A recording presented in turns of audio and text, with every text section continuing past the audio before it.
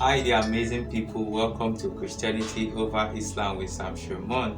As a Muslim, got himself embarrassed as he learned that Isaiah 42 is not about Muhammad. Let's watch this amazing video to get more details. This one, subhanAllah, I thought of Muhammad. This one is Isaiah 42. Yeah. The first verse of Isaiah 42, it says, "Here is my servant." And Muhammad is known as Allah's servant. In Arabic, his name is Abdullah. So Allah only has one servant? So the rest of the prophets are not his servants? It's only Muhammad? They're all servants, but this is a special name. But in chapter 19, verse 30, your Quran quotes Isa saying, he is Abdullah and a prophet. Oh. Go to chapter 19, verse 30. See what Isa says as a baby, supposedly. But you believe it. Yeah. He said, "Surely I'm a servant of Allah. He has given me the book and made me a prophet." So Muhammad is the only servant, huh? Forget everyone else? Okay, let me keep going, okay? Sure, keep going. It says, I will put my spirit, and in Hebrew, that's ruach. Yep. Ruach on him. And the spirit here refers to angels, because Zechariah 6:5, in Zechariah 6:5, it says the spirit is angels. Yeah, can you show me where the spirit was on Muhammad? No, the spirit gave Muhammad the Quran. No, what I'm asking you is, it doesn't say gave him the Quran. It says, I'll put my spirit on him. He'll be on him, not he'll give him something. So can you show me where Gabriel came on Muhammad and remained on Muhammad?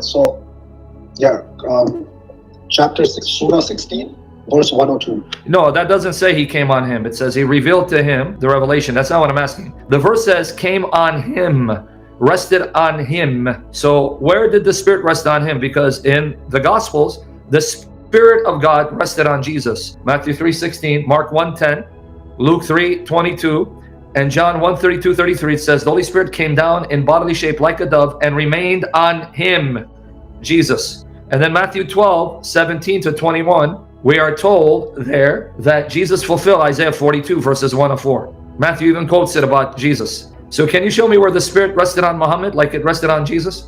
No, I don't think I can show you. So why are you quoting a verse that says the Spirit will rest on him, not give him revelation to connect Muhammad, when in the New Testament, God's Spirit, the Father's Spirit, rested on Jesus? Okay, so this prophecy is about Jesus, alayhi salam? Yep. Okay. Let me just keep going, okay? Yep. It says he will bring justice. In Hebrew, the word is mishpat. He will bring justice to the nations. And it says justice to the nations, not just the Israelites, but the prophets, the Israelite prophets, never preached to the non-Israelites. But Prophet Muhammad, sallallahu alaihi wasallam, he brought judgment to the whole world, But not according to your Quran. Jesus also was for the world. Go to 1921 of the Quran. Go to 1921 of the Quran. 1921? Yep. Okay, he said, "Even so, your Lord says, it is easy to me, and that we may make him a sign to men, and a mercy from us, and it is a matter which has been decreed." Is a sign for who? To men. Men, and the word is alamin, and then I'm going to show, I'm sorry, it's nas. Then I'm going to show you it's the word alamin, same language used of your prophet. And he's a mercy. Now go to 2191. Okay, and he who guarded her chastity, so we breathed into her our inspiration and made her and her son a sign for the nations. Oh wait, nations, well, interesting. Now, go to chapter 3 of the Quran, verses 3 and 4. He has revealed to you the book with truth, verifying that which is before it. And he revealed the Torah and the Injil aforetime, a guidance for the people. And he sent the Furqan. Surely they who disbelieve in the communications of Allah. Yeah, you went too far. It's okay. So the Torah and the Gospel, a guidance for who? For the Jews and Christians. No, Christians, because they're not just Jews. But still, what's the word that it says? What's the word? For the people. People. Now, the same language is used of your Quran in chapter 2, verse 185. Chapter 2, verse 185 says the Quran was sent down in Ramadan as a guidance for the people. Same language. Yeah, it is. Yeah. Okay, so the Quran doesn't agree with you that Jesus is only for the Israelites, and the Hadiths don't agree with you. Okay, but Sam, didn't the Quran say that Jesus came to the children of Israelites? And Muhammad came to the Arab spoken Arabic. He didn't go to Africa and spoke Swahili, right? Okay. Just because Jesus went to the Israelites, that's true, but it doesn't mean his message won't be for the nations after he goes to the Israelites. Just like your prophet came to the Arabs and he spoke Arabic, but then they took the message all over the world. That's what happened with Jesus' disciples. That's exactly what, there's a tradition. Your prophet, that's what he said. But if Jesus was for the whole world, then why would his message get corrupted? Who told you it's corrupted? You keep thinking it's corrupted. Okay, yeah. And you're using the Bible, a corrupt book, to prove your uncorrupt Quran. Does that make sense? No, I'm not using the whole Bible. I'm using parts of it. Yeah, but then you have to use the Quran to determine which parts are not corrupt, which is circular reasoning. See, this part I accept agrees with the Quran, but how do you know the Quran is true? Oh, because the Bible prophesied Muhammad. See the logic? Yeah, but that's what Sheikh told us. They said all the parts that agree with Quran are authentic. The parts that don't agree are false. Okay, then if I say, well, how do I know the Quran is true? You'll tell me, well, because Muhammad is prophesied in the Bible. But the same Bible that contradicts Quran? Oh yeah, but those parts are corrupt. Yeah, so verse 11, it explicitly mentions Kedar and Salah. Yeah. And, Salah. Yeah. Salah. So can you prove that Muhammad is from Kedar? Yeah, okay. Prove it. So, Kedar is one of the sons of Ishmael. I know. Prove that Muhammad is the son of Kedar. Yeah, okay. I have an article where I quote Ibn Kathir, Ibn Ishaq, and they say that anyone who seeks to trace your prophet's genealogy, Ishmael, is a liar, and they were not in agreement. Some said he's a son of Kedar, others said he's a son of Nebawith. So can you prove he's a son of Kedar? Yeah, from the Sirah of the Prophet, Tabaqat Ibn Sa'd. No, I have the Sirah. He doesn't say that. Read it. He says that some say Kedar, some say Nebawith. No, Tabaqat Ibn Sa'd. Here, let me read it for you, because you see, you're saying no, and I'm telling you, I quote them. Here you go, hold on. Al-Sirah al-Nabawiyya, Volume 1, pages 50-52. Let me read to you what he says. And I want to read to you Ibn Sa'd, that's Tabaqat, that you're quoting to me, Ibn Sa'd. There is no question of Adnan being of the line of Ishmael, son of Abraham, upon both of whom be peace. Well, there is a question, you got to prove it. But anyway, what dispute there is relates to the number of forebears that were from Adnan to Ishmael, according to the various sources. At one end of the spectrum, there is the extreme view that considers there to have been 40. This is the view of Christians and Jews who adopted it from the writings of Achia, the clerk of Armiya, Jeremy bin Harqiyya, as we will relate. Some authorities maintain there are 30, others 20, yet more 15, 10, 9, or 7. Now let me skip to read what he says here. This is why Malik, God bless him, did not enthuse over the attempt at tracing genealogy back to before Adnan. As for Malik, God have mercy on him, he expressed disapproval when asked about someone tracing his descent back to Adam and commented, whence comes to him knowledge of that? Where does he get this knowledge from? When he was asked about tracing back to Ishmael, he expressed similar disapproval, asking, who could provide such an information? Malik also disliked tracing the genealogy of the prophets, just as saying Abraham, son of so-and-so, and Al-Muyatti stated this in his book. Al-Suhaili commented also that Malik's viewpoint was analogous to what was related of Urwa bin al-Zubayr, who is reported to have said, we have found no one who knows the line between Adnan and Ishmael. Did you hear it? No one who knows the line between Adnan and Ishmael. You caught it? No one. Yeah, I got it. Okay, but I got more for you because I want to read Ibn Sa'd. Yeah, let me read Ibn Sa'd. Hold on, but let's finish it. Omar, I'm sorry, I skipped. It is reported that Ibn Abbas said, between Adnan and Ishmael, there were 30 ancestors who are unknown. Unknown.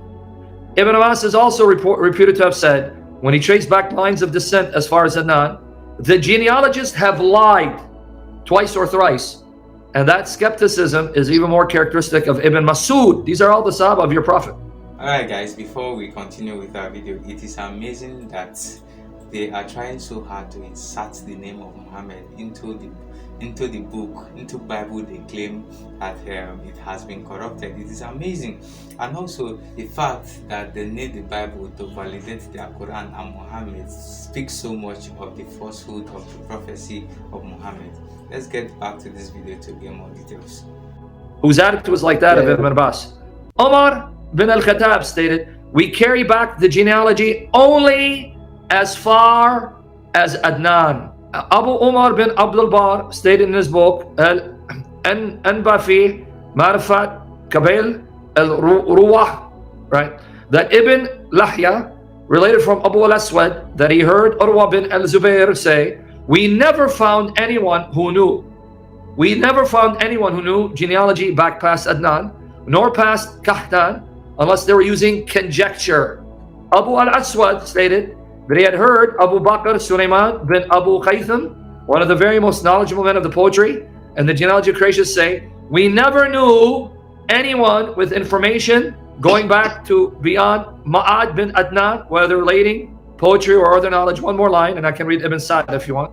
Abu Umar said that there was a group of the predecessors, including Abdullah bin Masud, Amr bin Maymun al-Azdi, and Muhammad bin Ka'b al-Quraydi, who when they recited the verse from the Quran, and those after them whom no one but God knows, would comment, the genealogists lied. Now, do you want me to read Ibn Sa'd, Tabaqat? Yeah, go ahead. Okay, here you go. He, on the authority of Ibn Abbas, he said, verily the Prophet, whenever he read his genealogy, did not go beyond Ma'ad ibn Adnan ibn Udad. Then he kept quiet and said, the narrators of genealogy are liars, since Allah says, there passed many generations between them. That's your Prophet, by the way. Ibn Abbas says, the Prophet would have been informed of the genealogy prior to Adnan by Allah if he, the Prophet, had so wished. He, on the authority of Abdullah, verily recited, the tribes of Ad and Thamud and those after them, none saveth, Allah knoweth them. The genealogists are liars. Are liars. You want me to go on? Because here, Ibn Sa'd, well, let me show you what he says. He gives you two contradictory genealogies. Guessing, he says, your Prophet goes to Aus bin Adam ibn Kedar ibn Ismail. But now this one. Verily, the genealogy of Ma'ad ibn Adnan has been traced differently. In some narrations, it is Ma'ad ibn Adnan ibn Muqawwam ibn Nahur ibn Tira bin Yarub bin Yashjub ibn Nabbit ibn Ismail. They can't even agree. Is it Nebawith or is it Kedar? So how do you know, man? We don't know. So how are you going to prove to me Kedar is about Muhammad? No, but do you agree that Kedar is related to Arabia? Yeah, but it's not just Arabia. If you read it, it's talking about the servant being the light of God's salvation to the isles and the ends of the earth. Why'd you just read that part? Start reading from 6 all the way to 12. You're going to see he's going to be the light that brings God's salvation to the ends of the earth, to the islands, to the coastlands, to Kedar. That's Muhammad. Yeah, but the Quran. No, that's not the Quran, because you're trying to prove the Prophet is from Kedar. That's not what it says. It says this man is going to bring salvation to all these places. It didn't say he's an Arab. Okay, so then who is this about? It's about Jesus, the Messiah, bringing salvation to the ends of the earth. Yeah, Jews don't agree with you. Can you give me some rabbis and Talmud? Quote the Talmud for me. Show me in the Talmud, show me in the rabbinic sources that they say, this servant is an Arab who will come from Mecca. Which Jew agrees with you? I don't know. Thank you. So if you're going to go to the Jews don't agree with you. They think it's Israel. And there are Jews who believe it's the Messiah, because there are Jews who believe in Jesus. So when you say Jews don't agree with me, can you quote one rabbi? Can you quote one Jewish source, Talmud, the Targums, the Aramaic paraphrases of the Old Testament that say, this servant is an Arab, he's from Kedar, and he'll come from Mecca? I don't know. I don't know if I can. So then why are you telling me no Jew agrees with me when no Jew agrees with you? And not only that, how can Isaiah prophesy Muhammad when Muhammad contradicts Isaiah's prophecy? Do you believe? Where does he contradict? Are you sure? Isaiah 63:16. Can you read that for me? But you are our father, though Abraham does not know us, or Israel acknowledges. You, Lord, are our father. Our Redeemer from of old is your name. See, you caught it because you laughed. Isaiah said, Astaghfirullah. Say it again. Astaghfirullah, right? Astaghfirullah. So Isaiah says, God is their father. Your prophet says, Allah is not their father. He's not your father. Yeah, can you show me from the Old Testament that Jesus is the Son of God? Go to Proverbs 30, verses 3 and 4. I have not learned wisdom, nor have I attained to the knowledge of the Holy One. Who has gone up to heaven and come down? Whose hands have gathered up the wind? Who has wrapped up the waters in a cloak? Who has established all the ends of the earth? What is his name? And what is the name of his son? So you laughed again. Sure, you know. Astaghfirullah. But you're quoting the Old Testament. What astaghfirullah? The Old Testament agrees with New Testament against the Quran. Now go to Matthew 12. Go to Matthew 12, 15 to 17. to see who fulfills Isaiah 42. No, I don't want to go to Matthew 12. That's New Testament. Yeah, but I'm trying to show you, according to the Hawariyun, the disciples of Jesus, who fulfilled it, Isaiah 42, because that's what you're quoting, right? Okay, sure. So go to Matthew 12, verse? 15 to 21. Matthew 12, 15 to 21. Aware of this, Jesus withdrew from that place. A large crowd followed him, and he healed all who were ill. He warned them not to tell others about him. This was to fulfill what was spoken through the prophet Isaiah. Here is my servant whom I have chosen, the one I love in whom I delight. I will put my spirit on him, and he will proclaim justice to the nations. He will not quarrel or cry out, and no one will hear his voice in the streets. This is Isaiah 42. Thank you. And it says Jesus fulfilled it. And in his name shall the Gentiles trust. And it said the Spirit will be on him, right? Go to Matthew 3, 16 and 17. Read that for me. As soon as Jesus was baptized, he went up out of the water. At that moment, heaven was opened, and he saw the Spirit of God like a dove and alighting on him. And a voice from heaven said, "This is my son, Astaghfirullah, whom I love. With him I am well pleased." So the Holy Spirit actually did come down on Jesus in visible shape like a dove. And God said, "This is my son whom I love." Nowhere in the Quran does it say the Spirit came down on Muhammad, rested on him. But did you know that your Quran says the Holy Spirit did strengthen Jesus and come with him and assist him? Your Quran agrees with that? Yeah, Jesus was strengthened by the Holy Spirit. So that means the Quran agrees with the Bible. Jesus is the servant of Isaiah 42. Oh. Right? That chapter 2 of the Quran, verse 87, chapter 2, verse 253, and chapter 5, verse 110, chapter 2, verse 87, chapter 2, verse 253, chapter 5, verse 110, it says, Jesus was strengthened with the Holy Spirit, something not said about your prophet. So agreeing with the New Testament, Jesus is the servant of Isaiah 42. Alright guys, welcome back. I believe you were able to learn something new from this amazing debate. You can see now that there was no place mentioned about Muhammad from Isaiah 42. And what Isaiah was prophesying was the coming of Jesus and not Muhammad. And we also got to find that from Isaiah 42, we can find out that the Spirit rested on the servant the Bible was talking about. And both the Bible and the Quran, the only person the Spirit rested on was Jesus and not Muhammad. And also, it's amazing that they are trying so hard to insert the name of Muhammad into the Bible in a bid to validate the prophets and their Quran, which is absurd. There was no way possible that Muhammad can be prophesied from the Bible. Guys, let's know what you've learned about this debate in the comment section. And also, one of the most important things is that the genealogy of Muhammad, till date, the origin of Muhammad is still unknown till now. You cannot trace his genealogy more than 3 or 4 generations. So where he come from, who he is, who his great-great-grandparents are still unknown till date. And for you saying that he is from the origin of Ishmael is still absurd, because you cannot trace his origin more than 4 generations. Guys, let's know what you think about this debate in the comment section, and also don't forget to subscribe and like this video for more. See you in our next video. Thank you.